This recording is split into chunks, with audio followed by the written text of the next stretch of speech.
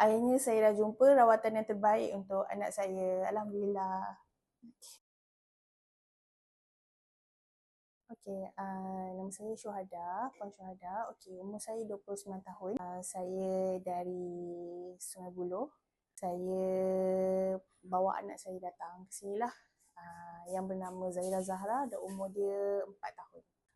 Okey, sebelum ni dia ada masalah uh, eardrum dia.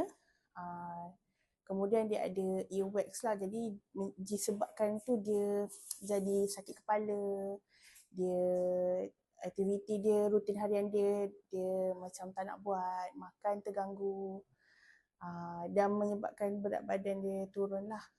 Dia lepas raya hari tu, tahun ni, dia ada masalah telinga lah.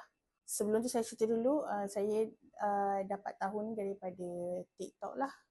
Saya cari sebab saya dah pergi macam-macam tempat, klinik, doktor pakar, kanak-kanak pun saya dah pergi, tapi tak ada jalan penyelesaian. Jadi saya cari homeopati kat sini lah. Semua okey. Saya datang sini, doktor pun baik, bagus layan.